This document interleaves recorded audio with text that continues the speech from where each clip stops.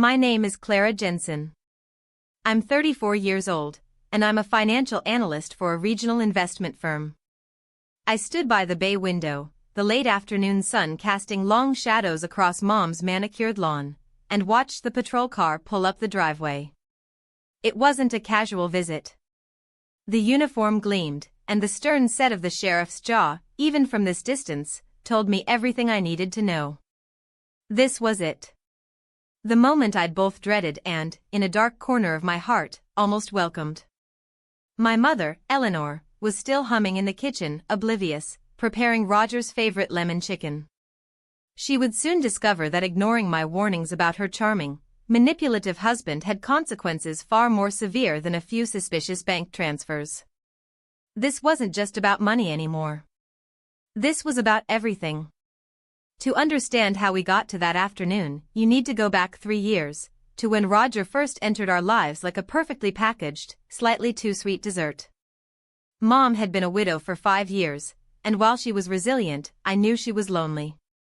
Then Roger appeared at her book club, a widower himself, with a silver tongue and a knack for making her laugh. He was handsome, well-dressed, and had an air of comfortable prosperity. I was cautiously optimistic. Mom deserved happiness. But my professional instincts, honed over years of scrutinizing balance sheets and investment portfolios, started to prickle within weeks of their meeting. The first red flag was subtle. Roger, a self-proclaimed retired entrepreneur, seemed to have an endless supply of time and a curious aversion to discussing specifics about his past businesses. He spoke in generalities about successful ventures and smart exits. When I gently pressed him one evening about the industry he'd been in, he deflected with a charming anecdote about a golf game, then turned the conversation back to Mom's beautiful garden. Mom, completely smitten, just smiled and squeezed his hand, a silent signal for me to back off. My grandmother's old oak rocking chair, a piece that had sat in our living room for as long as I could remember, became an early barometer.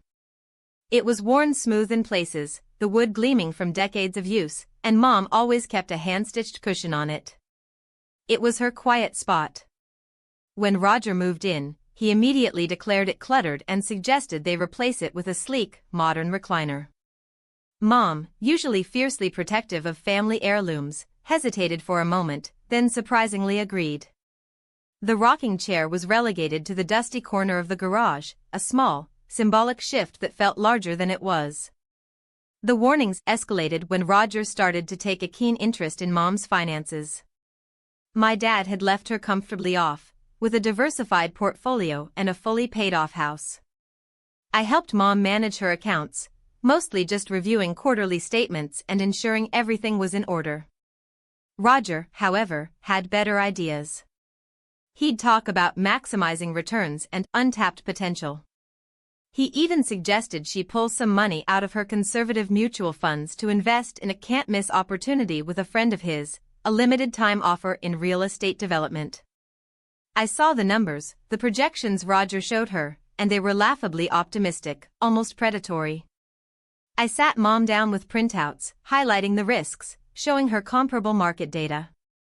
Mom, I pleaded, these returns are unrealistic.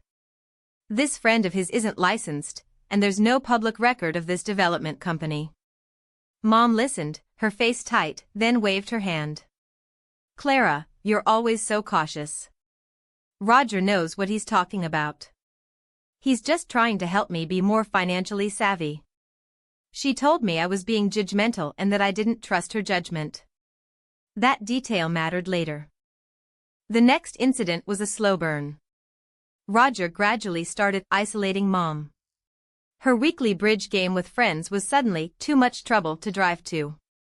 Her volunteer work at the library became unnecessary because he could take care of everything. He'd intercept her phone calls, claiming she was busy, or suggest they go out just as her friends were due to visit. I noticed her once vibrant social calendar had dwindled to almost nothing. When I called her, Roger was almost always there, listening in, sometimes even taking the phone and saying Mom was resting.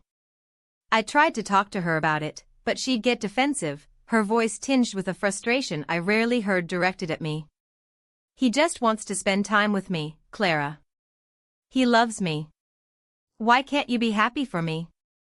She sounded tired, worn down. I knew this wasn't just about money anymore, it was about control. Roger had also started suggesting that her house was too big for them and that they should sell it and move into a smaller, more modern place he'd found. A place, I later discovered, that was conveniently titled solely in his name from a previo. Us marriage. My recognition of the true depth of Roger's manipulation solidified when I received an anonymous email. It was from a woman in Arizona, detailing how Roger, under a different name, had defrauded her elderly father of his life savings through a similar real estate opportunity. She'd found my name through a public record search for Mom's address, suspecting a pattern. Attached were court documents from a civil suit, dismissed due to lack of sufficient evidence, but the narrative was chillingly familiar. He preys on lonely women, she wrote. He isolates them, then drains their accounts.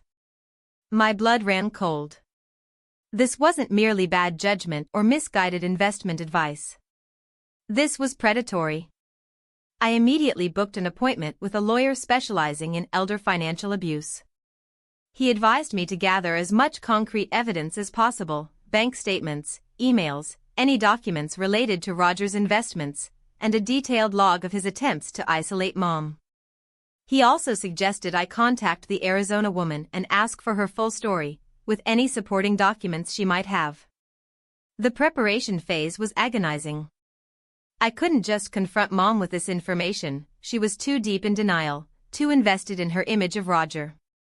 I started discreetly collecting Mom's bank statements, making copies when I visited. I found a folder Roger kept hidden, filled with glossy brochures for his real estate opportunities and a few highly suspicious promissory notes with Mom's signature, but without any legal oversight. I even installed a small, motion-activated camera in the living room, ostensibly to catch the squirrels getting into the bird feeder, but really hoping to document Roger's controlling behavior. The lawyer had advised me that showing a pattern of isolation and undue influence would be crucial. One afternoon, I found Mom crying in the kitchen, a stack of bills on the counter. She'd quietly confessed that Roger had convinced her to take out a second mortgage on the house for another one of his ventures. He'd promised the returns would cover the payments and more, but the first payment was due, and the returns hadn't materialized. He said it was just a temporary cash flow issue, she whispered, her voice cracking. He said not to tell you, because you'd worry.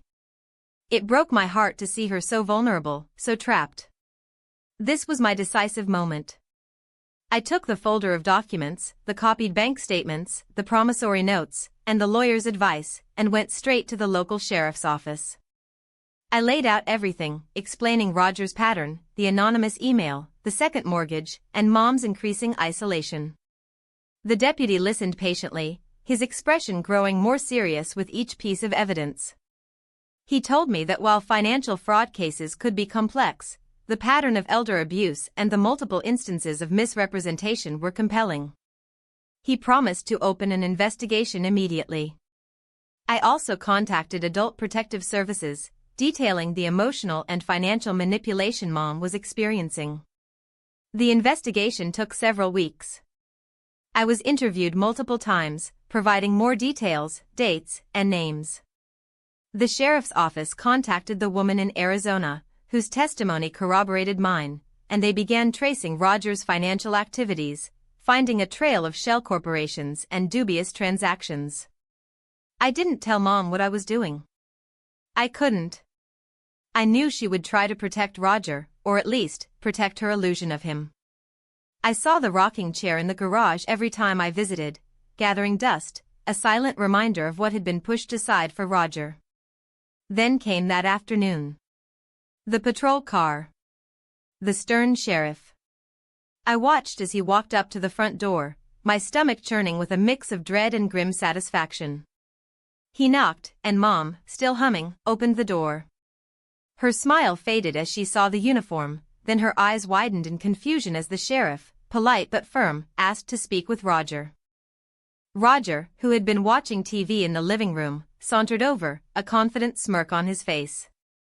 "Everything all right, Sheriff?" he asked, as if this were a casual chat. The sheriff didn't waste words. "Mr. Peterson, I have an arrest warrant for you." He held up a folded document. "We're investigating multiple counts of financial fraud and elder abuse. You have the right to remain silent." Mom gasped, her hand flying to her mouth. "What? No. There must be a mistake." She looked at me, her eyes pleading, accusing. I could only meet her gaze, my face carefully blank. Roger's smirk vanished, replaced by a look of pure, cold fury directed at me. He knew. He knew I had done this. He was handcuffed and led away. Mom collapsed onto the couch, sobbing, repeating, "It's a mistake. He loves me." The house felt hollow, the lemon chicken forgotten on the counter. The aftermath was brutal. Mom was devastated, feeling betrayed by both Roger and me. She refused to speak to me for days, retreating into a shell of grief and anger. But as the details of Roger's schemes unraveled in court, as the full extent of the second mortgage and the lost investments came to light, as the Arizona woman testified about her father's ruin, Mom slowly started to see the truth. It wasn't just my word anymore. It was irrefutable evidence. Roger was convicted, sentenced to several years in prison, and ordered to pay restitution that he would likely never fully be able to cover. Mom was left with a mountain of debt and a shattered heart. It took months, and a lot of therapy, for her to truly acknowledge what had happened. I helped her navigate the financial fallout, working with her to downsize, to rebuild her credit, to find a way forward. It was a long, slow process of healing and rebuilding trust. One Saturday, about a year after Roger's arrest, I found Mom in the garage, wiping dust off the old oak rocking chair. She looked at me, a soft, sad smile on her face. "You know," she said, "this chair always felt like home." Together, we carried it back into the living room, placing it right where it always belonged. I watched her sit in it, a quiet strength returning to her posture. The house still felt a little empty, but it was finally her home again, and not his.